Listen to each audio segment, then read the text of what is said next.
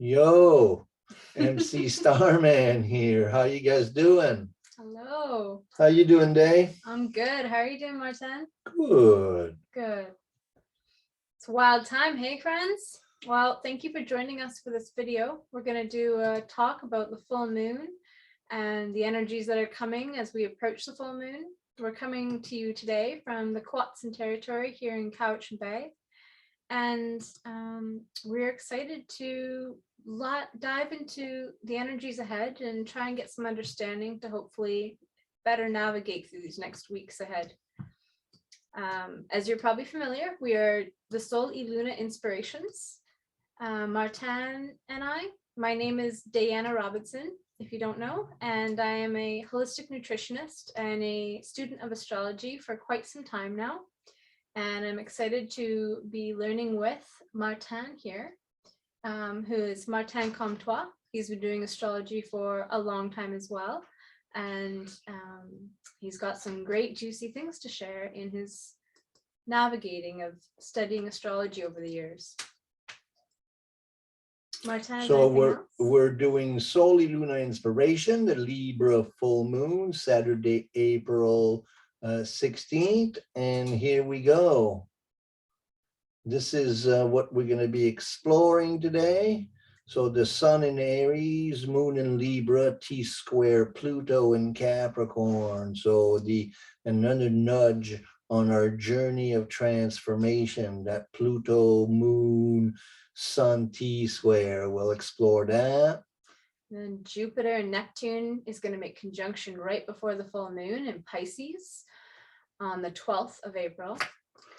That's been building up for a while. Jupiter is the principal dispositor finally by that time of the chart, and Saturn will still be dispositing Pluto though. So this is kind of like the quest for redemption and transformation as it continues.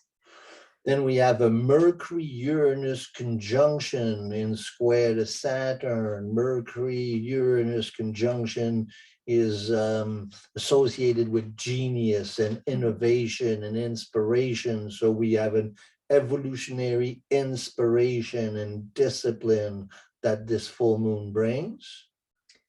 And then the Mars Saturn conjunction, which I'm sure you've all been feeling on some level, is continuing. Venus is going to ingress into Pisces. Actually, it is just about to now, and Mars is ingressing into Pisces soon after. So that discipline and hard work will do a shift to a little bit more of an optimistic viewpoint, which I definitely am looking forward to. Yeah, that Jupiter Neptune conjunction kicking in. Now we've been waiting for it for a while. So let's look at it on the table here. So then a Sun Moon opposition in Aries Libra. So what does that feel like? So Sun in Aries, that's really engaging and enthusiastic, ruled by Mars. So a lot of energy. And then Moon in Libra. How does that feel to you, Moon in Libra? Moon in Libra feels very like beautiful, peaceful, wanting balance. But there's also this point with Libra where it's kind of, I always think of how it's a sign that doesn't have an animal associated with it. It's the scales. So it's also the judgment. It's the balancing of the scales. It's this is too much or that's not enough.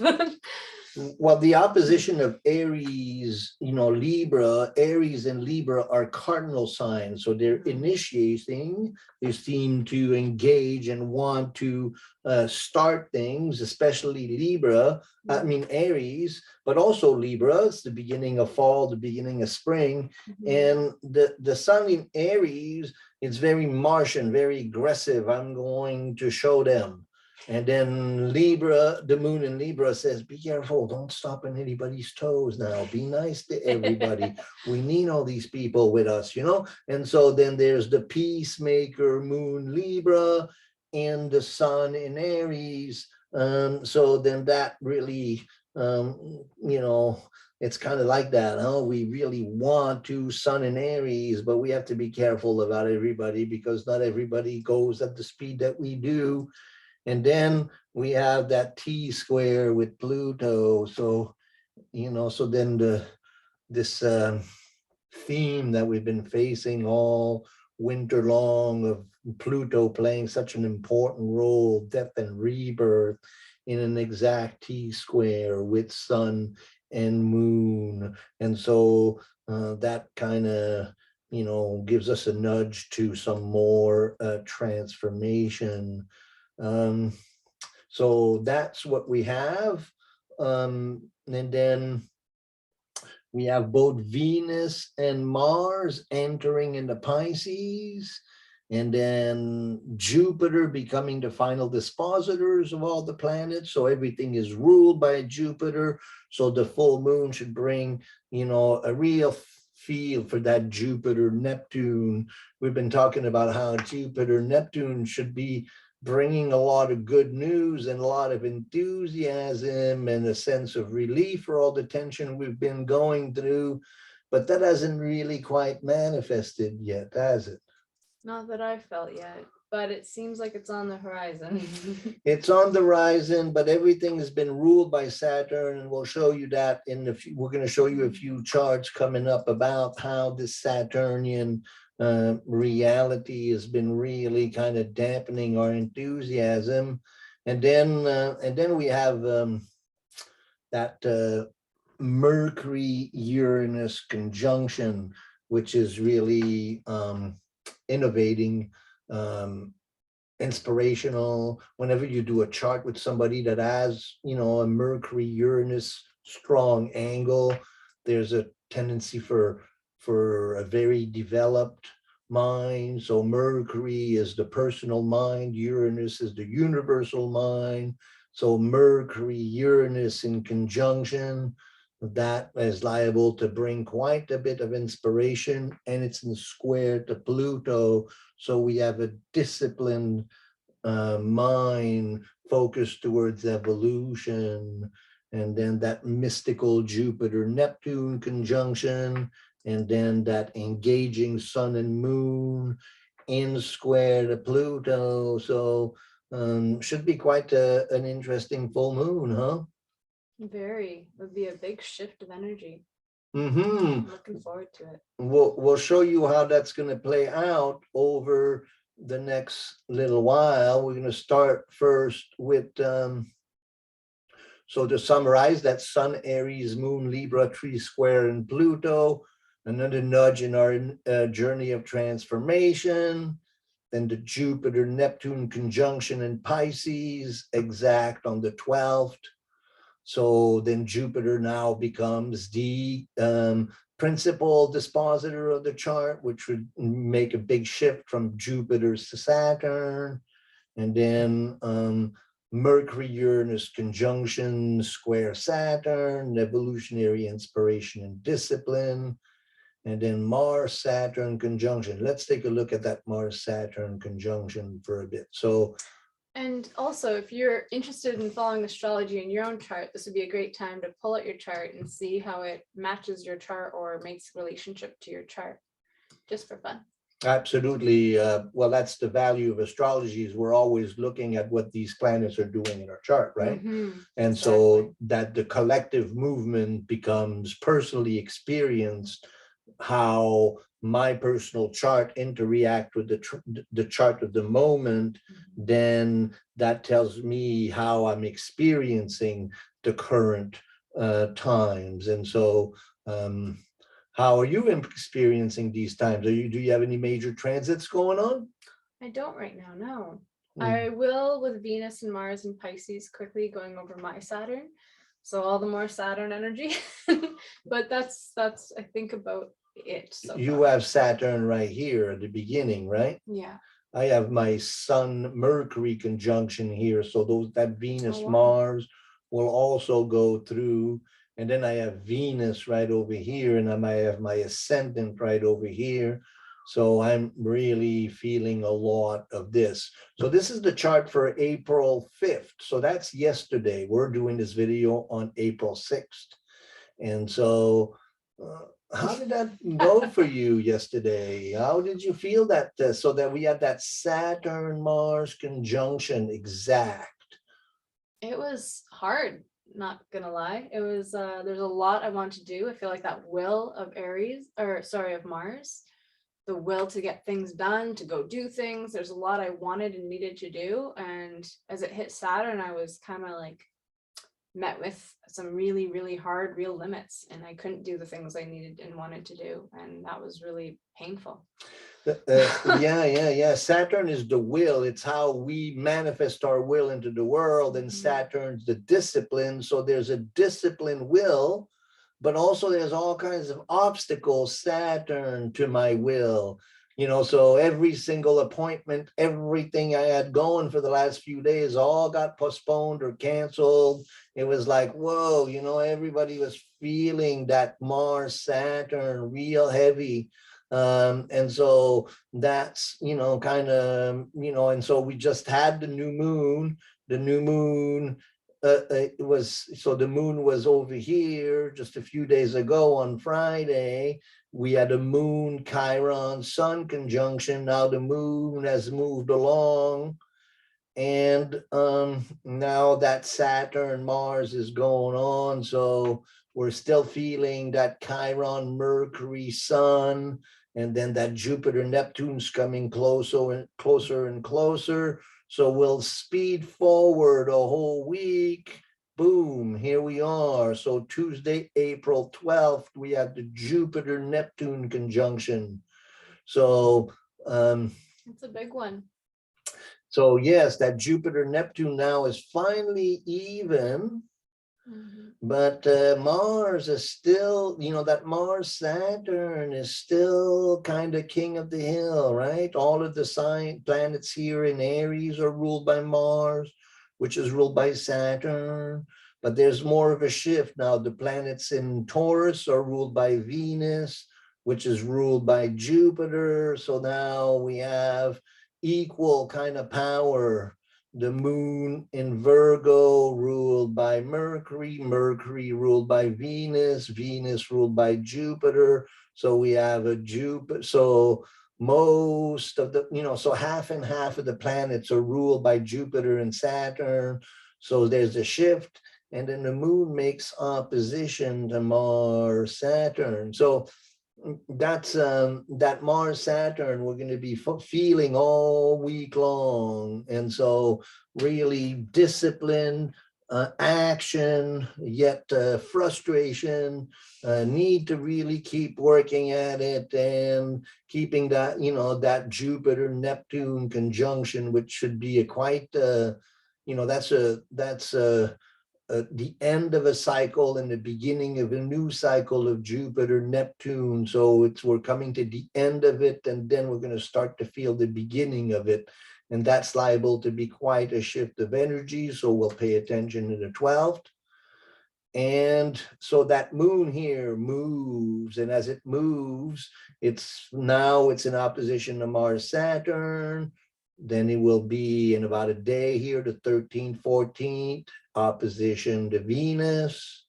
Then a little bit later on the 14th, Venus opposition, moon opposition, Jupiter, Neptune.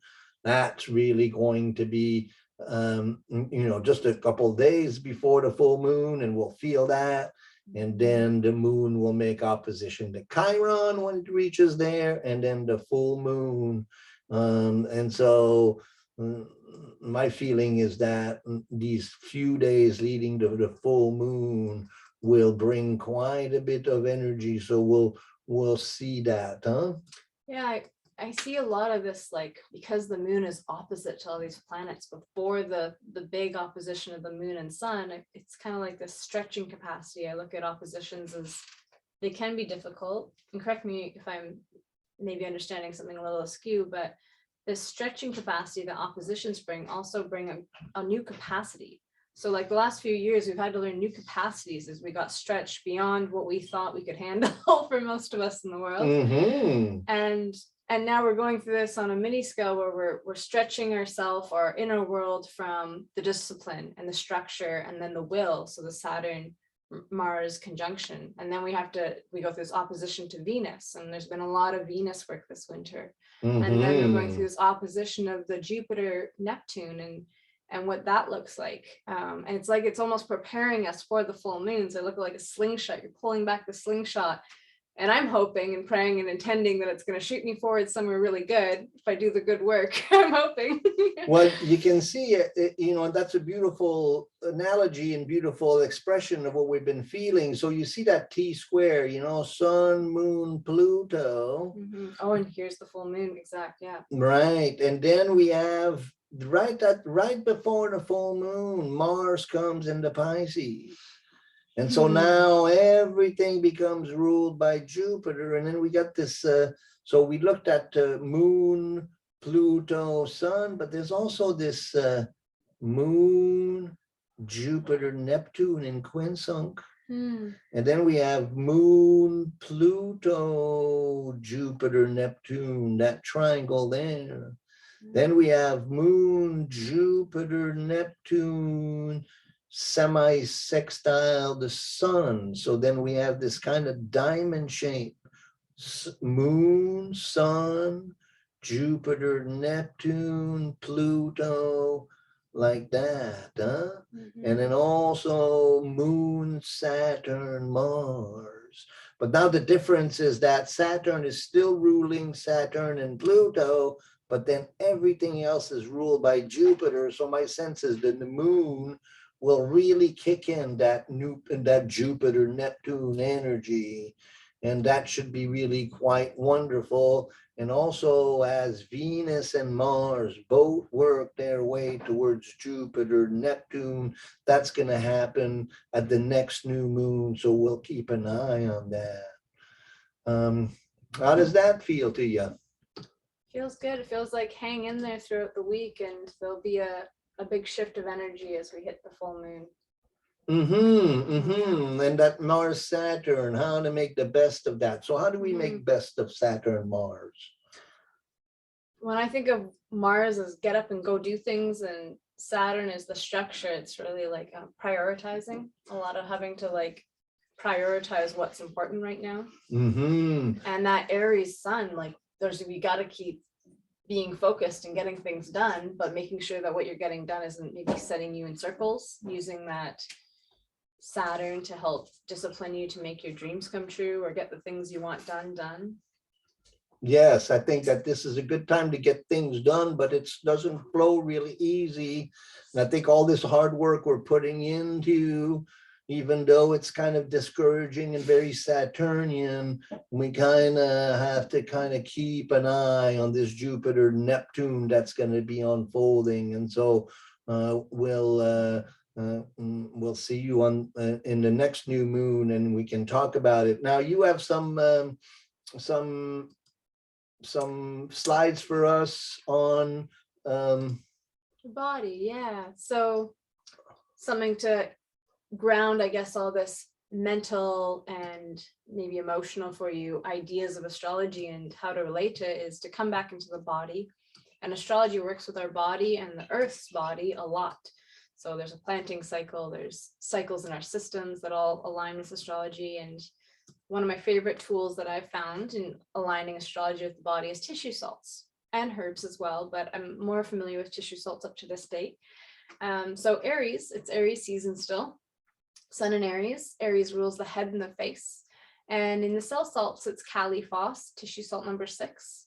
So I've mentioned this in the last one, but it's a nerve nutrient. It's really good for the brain, the nervous system. So if you're feeling like your nerves are just kind of fried or you're getting headaches, I've actually talked to a lot of people getting headaches lately, backache, sciatica as well, your main nervous system. So we have that nervous system of the brain, and then it goes all the way down the spine. When that is depleted or malnourished or kind of on the frizz, this tissue salt, Kali Phos, can be really supportive for that. And then some herbs that help with that same Aries. Aries is ruled by Mars, so it can be very hot. And I think hot is probably the best way to say it. Very hot and busy, to cool that down so you have a more efficient, grounded Aries energy, or cool, simmer, regulate the heat. Nettle is really supportive, garlic, hops, cayenne. I know some of those things sound hot in general, but they disperse the heat, and that's kind of one of the key parts. So that's Aries and the body. And then because it's a full moon, we're going to look at Libra in the body too. Libra rules our hips. It also rules the bladder and the kidneys and the water, kind of the structure that holds the waterway. And then our lower backs as well, as it pertains to that same area of the body. The cell salt that rules Libra is cell salt number 10, nat phos. Phos is, all the phosphates are really good for the nervous system again. And so it's an acid neutralizer. So when we're in that overexcited or really go, go, go mentality, or right now, go, go, but with that strong Saturn regulation, we can cause a lot of acidity in the body, whether that's eating things that cause acidity, or just even the act of being stressed can cause acidity in the body. And so nat phos is a tissue salt that helps to calm that stress and the acidity in the body. So if you're getting lactic acid buildup in the muscles, or if your urine is smelling very strongly, or if your nerve cells are kind of on the frizz again, it can help to calm and regulate that. It also can show up this time of year in body odor. So not only in your urine, but if your sweat is smelling kind of off or anything, then nat phos can help to disperse what's excess. It's also a little bit of a gentle detoxifier, but very gentle. Helps keep things moving and balanced, just like Libra's job in our system is to action, get things done, but in a very balanced, peaceful way is how Libra likes to usually go forward. 3 things that Libra really constituents is balance, measure, and patience.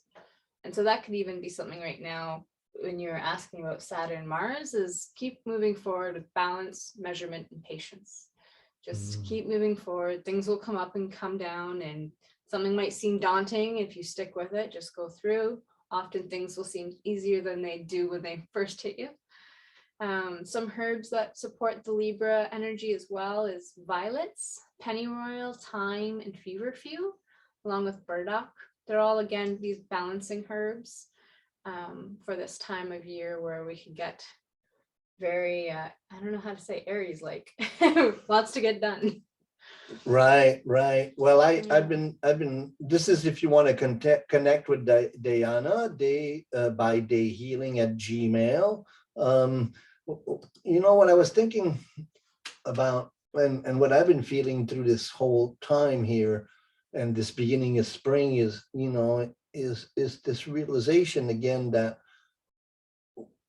as a society, as people, we're just way too busy all the time. I'm feeling that. We're really needing to retake our time. We need to, you know, and that's what I was doing in my journaling today. I was thinking, you know, wow, you know, I set the pace for my life, you know, and yet, you know, and so learning to just be more realistic about what we expect of ourselves and making more balanced decision. You know, Aries wants to go, go, go. And then Saturn's very limiting, you know, and so that, you know, so we're feeling, you know, that there's not enough time to get everything done, and yet we don't seem to be getting enough, all of it done, you know, so it's frustrating. So learning to take our time, you know, and that, you know, can be used, that expression, in 2 ways, you know. It's your time, take it, you know, don't, you know, take, you know, ownership over your time. And that's probably one of the greatest revolutionary acts that we can do, huh? Yeah, we get to choose our own destiny in that capacity, right? We choose where we put our energy and time. And I feel like, especially the last few years, have really brought to light how precious time and life is. And then this Venus work that's come up, yeah, making sure you're prioritizing your needs. Really important. So please subscribe to our channel. I hope this was good for you. And if you have any questions or comments or anything, please ask away in the comment section. The more you engage with our post, the more it helps our channel grow. And the subscription to the channel is really big. We're at 356, and thank you all 356 of you to be supporting this channel. Tell your friends, and please, we'll keep growing and we'll keep putting these out for you. Thank you, Diana, for joining me today. Thank you for having me join. Because Um, they also add the little bell. Martin and I do this video every 2 weeks, but he does a lot of other videos with other people, and they're all really interesting and cool. So if you put the little bell, you'll get a notification when those pop up too. And then, so this is the Healer and the Dreamer Astrology. We do readings, we do dream work, we do workshops. It's so nice. We did a workshop at the Soul Center in Duncan on Sunday, and it was really well attended, and that was really fun. I also go to the Comox Valley and into Victoria regularly. So check out our website, join the mailing list. If creativity is a fire, I'm your biggest fan. So reach out for a reading. This is what you do. This is what we do. Thanks again, Diana. That was really fun. Thank you. Yes, it was fun. Have a beautiful week ahead, everyone. And keep yourself well resourced and take your time. Yeah. Whoop, whoop, whoop.